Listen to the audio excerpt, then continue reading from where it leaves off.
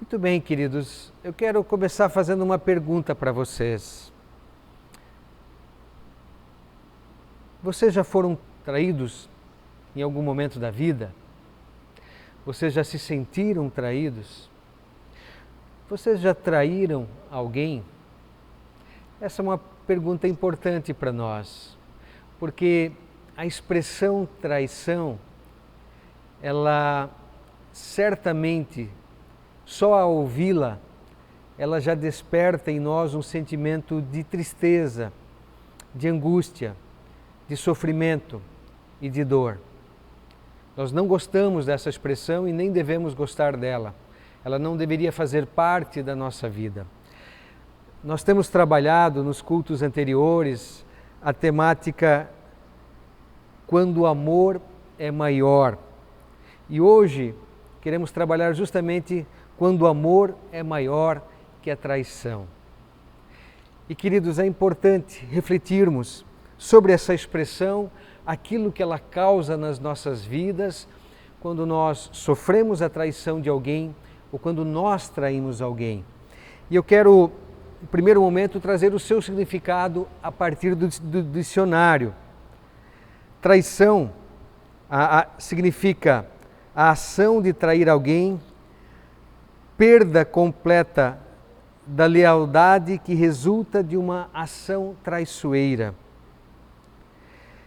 A infidelidade num relacionamento amoroso, ou o crime que se configura pela ameaça à segurança da pátria ou de suas instituições. Então, queridos, já pela forma técnica de entender traição, nós podemos perceber que ela é mais ampla do que o adultério. Normalmente, quando nós pensamos em traição, nós pensamos em adultério, quando um marido trai a esposa ou quando a esposa trai o marido. É claro que sabemos que traição acontece em outras esferas, mas normalmente essa é a que mais desperta em nós o sentimento.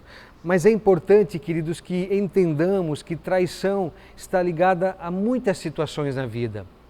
E é importante nós entendermos a complexidade, o sofrimento que uma traição gera, independente em qual situação possa ter sido essa traição. E eu quero trazer também o parecer de um grupo de psicólogos de um site chamado www.psicologo.com.br. Eles explicam da seguinte forma: a traição, e aí, claro, voltada ao relacionamento, é um dos momentos, se não o pior, mais difíceis de aceitar e de superar. A condição de um problema emocional e psicológico pode ser ativado justamente com o sentimento de perda. A traição é sempre acompanhada de muita dor e tristeza para o traído. Os sentimentos de negação e de falta acarretam em uma profunda tristeza em que parece impossível ser superada. Dúvidas e incertezas passam a assombrar a mente da vítima, tornando-a prisioneira da infelicidade. Além disso, uma traição amorosa pode levar a pessoa a sofrer transtornos psicológicos como a depressão. Desta forma, estes traumas violentos desencadeiam processos mentais e emocionais difíceis de lidar. Então, amados, nós podemos perceber, e eu poderia trazer muito mais coisas a partir desses psicólogos, mas vamos parar por aqui. Eu creio que já deu para perceber a dor, né? Aquilo que causa a traição. E eu quero fazer uma confrontação com aquilo que a palavra de Deus aponta a partir da traição. A Bíblia, certamente, se nós lermos ela de Gênesis a Apocalipse, vamos perceber muitos momentos as personagens bíblicas traindo pessoas, traindo relacionamentos, traindo a sua nação, traindo principalmente ao nosso Deus. E por isso é algo amplo, que não se resume apenas à infidelidade conjugal, mas que envolve certamente muitas coisas da vida. E eu quero trazer para nós uma palavra que é conhecida e que tem muito a ver com esse momento que nós estamos vivendo agora, do nosso calendário eclesiástico, que é o momento da Semana Santa, o momento em que Jesus prepara os seus discípulos para os seus últimos dias e principalmente para aquele momento mais difícil e mais doído da vida de Jesus, onde ele teve que ser crucificado para perdoar os nossos pecados, onde ele deu a sua vida para que eu e vocês pudéssemos receber a vida novamente. Essa palavra está lá em Mateus, o capítulo 26, e eu vou usar o texto de 14 a 35, não vou ler todos os versículos, quero ler apenas alguns, para que nós possamos perceber como foi a situação em que Jesus foi traído. O texto diz o seguinte: então, um dos 12, chamado Judas Iscariotes, dirigiu-se ao chefe dos sacerdotes e lhe perguntou: o que me darão se eu o entregar a vocês? Ele está falando de Jesus, né? E eles lhe fixaram o preço, 30 moedas de prata. Desse momento em diante, Judas passou a procurar a oportunidade para entregá-lo. Os discípulos fizeram como Jesus os havia instruído e prepararam a Páscoa. Ao anoitecer, Jesus estava reclinado à mesa com os 12. E enquanto estavam comendo, ele disse: digo-lhes que certamente um de vocês me trairá. Eles ficaram muito tristes e começaram a dizer-lhe um após outro: com certeza não sou eu, Senhor. Afirmou Jesus: aquele que comeu comigo do mesmo prato há de me trair. O Filho do Homem vai, como está escrito a seu respeito, mas ai daquele que trai o Filho do Homem. Melhor lhe seria não haver nascido. Então Judas, que haveria de traí-lo, disse: com certeza não sou eu, mestre. Jesus afirmou: sim, é você. Versículo 31. Então Jesus lhe disse: ainda esta noite todos vocês me abandonarão, pois está escrito: ferirei o pastor e as ovelhas do rebanho serão dispersas. Mas depois de ressuscitar, irei adiante de vocês para a Galiléia. Pedro respondeu: ainda que todos te abandonem, eu nunca te abandonarei. Respondeu Jesus: asseguro-lhe que ainda esta noite, antes que o galo cante, 3 vezes você me negará. Mas Pedro declarou: mesmo que seja preciso que eu morra contigo, não te negarei. E todos os outros discípulos disseram o mesmo, inclusive Judas. Queridos, nós temos aqui um cenário de traição que aconteceu de fato. Nós temos aqui os momentos finais de Jesus e ele com os seus 12 discípulos, aquelas pessoas mais íntimas que conviveram com ele por aproximadamente 3 anos, a quem ele ensinou, a quem ele amou, a quem ele alimentou, eles caminharam com ele, eles dormiram, ele dormia, eles estiveram com Jesus o tempo todo. Eles viram Jesus curar pessoas, eles viram Jesus estabelecer o seu amor de forma tão prática às pessoas. Eles tiveram o desejo que certamente eu e vocês temos, eles puderam sentir na própria pele a companhia de Jesus. E amados, quem não gostaria de ter passado por tudo que eles passaram, ver Jesus fazer aqueles milagres, ver o amor de Jesus sendo derramado, dado no seu cuidado com as pessoas, no seu trato com aqueles que sofriam. Eles puderam visualizar isso com seus olhos, eles puderam acompanhar, eles puderam servir junto a Jesus em situações tão maravilhosas da passagem de Jesus aqui na terra. E mesmo assim, queridos, no momento mais difícil da vida de Jesus, esses 12 homens o traíram. E aí eu quero citar justamente esse fato. Primeiro, Judas. Judas é o traidor mais clássico. Judas é aquele que todos nós pensamos, quando a gente pensa na expressão traição, pensamos em Judas. E é até interessante porque, se a gente for olhar no original grego, boa parte daquilo que nós temos como tradução de traição no português, na verdade no grego não significa traição, mas é entrega. Judas foi aquele que entregou Jesus. Se fôssemos traduzir de forma literal, embora isso signifique traição, e até em algumas passagens, a expressão no grego significa traição, mas nesse caso aqui está falando de entrega. A traição de Jesus foi ir até os líderes religiosos da época que queriam matar Jesus. Jesus estava incomodando eles na sua religiosidade, na sua forma de se relacionar com Deus, na sua forma de tratar as coisas de Deus, e eles não acreditavam que Jesus fosse o Filho de Deus, e eles queriam tirar Jesus do seu caminho porque estava atrapalhando, queriam matá-lo. A gente sabe dessa história, e Judas foi aquele que os ajudou nessa tarefa. Entregou Jesus, apontou quem era Jesus para eles. Nós sabemos todo o relato e sabemos a forma como foi feita. Convido a que façamos toda essa leitura nessa semana, né, de toda a paixão de Cristo e de tudo aquilo que Ele passou nos últimos dias da sua vida. É importante até para a nossa fé, e onde vai ficar muito evidente aquilo que Judas fez. E ele é sempre tido como traidor clássico. Mas, amados, eu quero ir um pouco adiante. Nós sabemos também de Pedro. Não se usa a expressão traição naquilo que Pedro fez, mas vamos ser sinceros, queridos. Pedro também traiu a Jesus.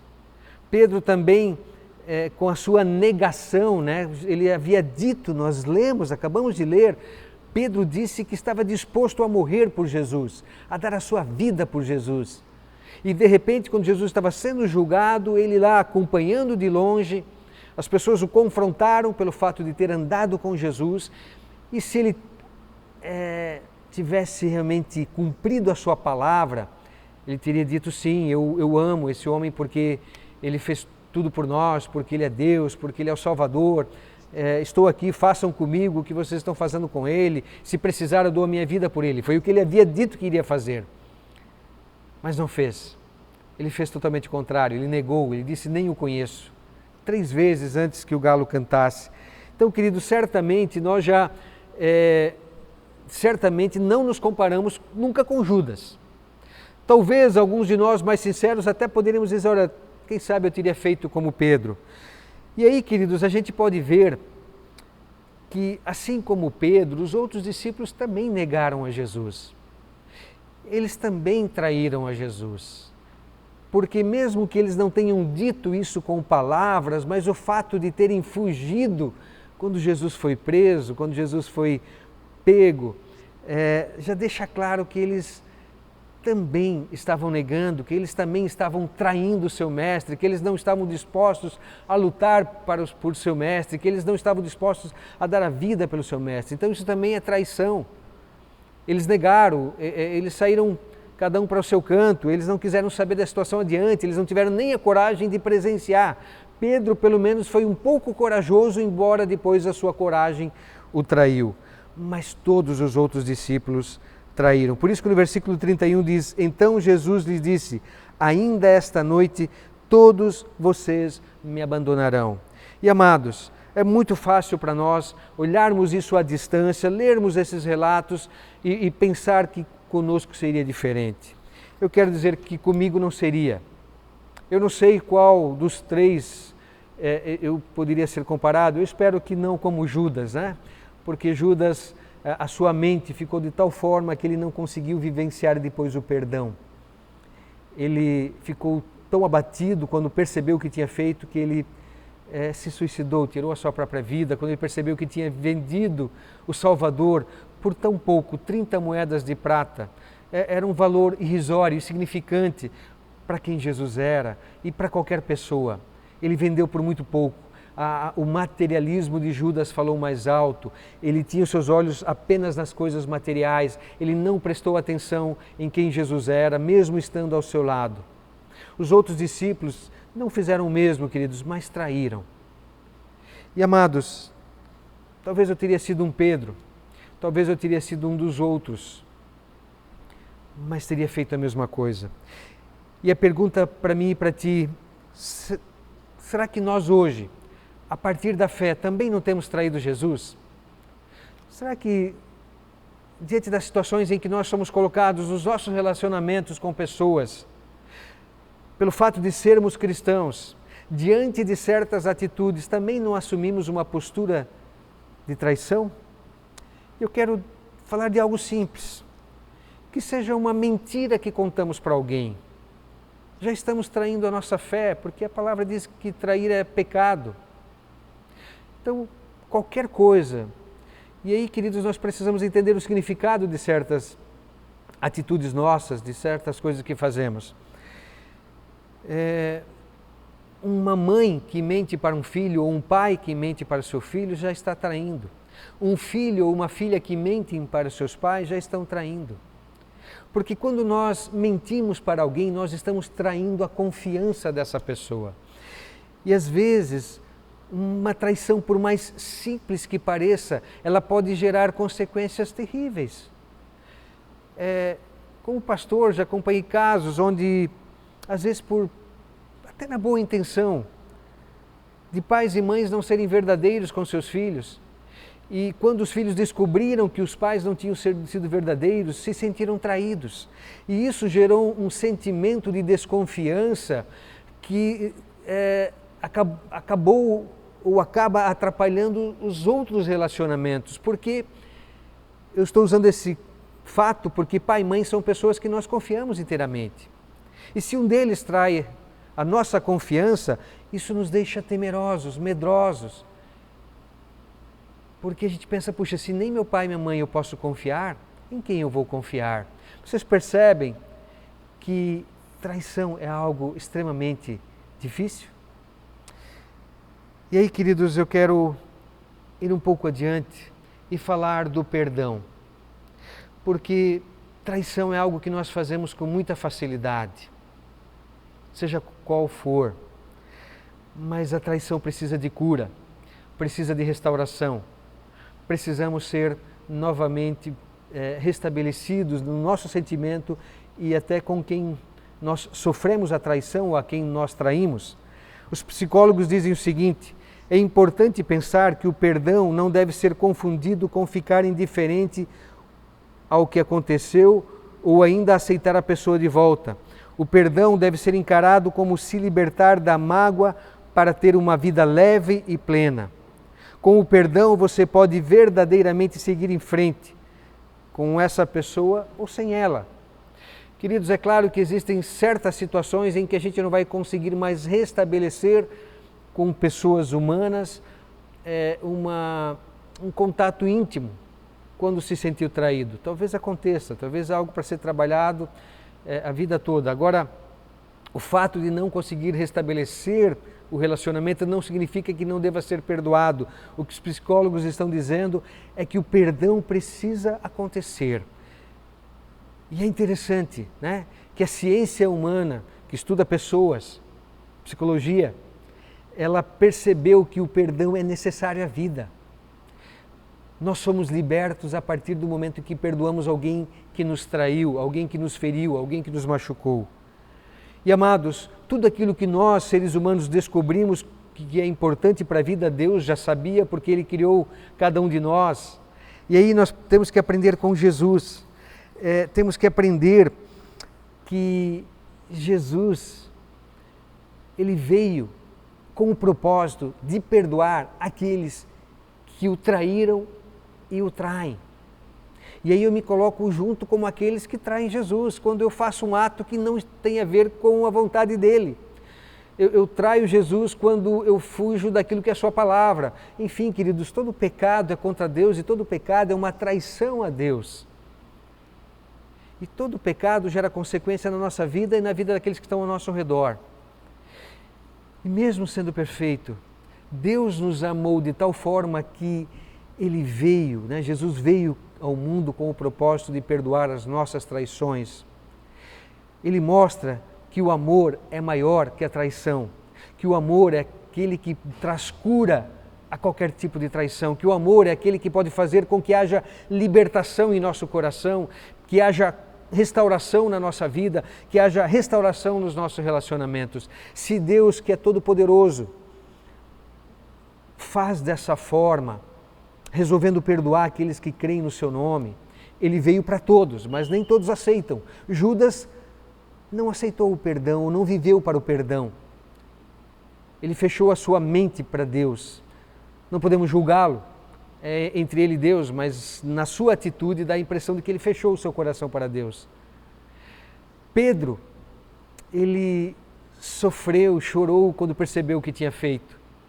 E ele, no encontro com Jesus depois de ressurreto, teve um encontro maravilhoso, que foi doído para ele ter que aceitar que ele havia traído Jesus, a confiança de Jesus, negado Jesus.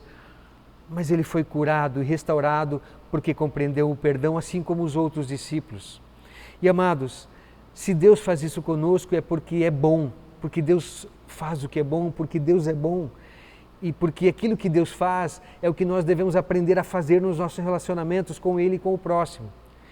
É difícil perdoar alguém que nos trai, é complicado, mas o princípio para que nós mesmos sejamos libertos é seguir o exemplo de Jesus.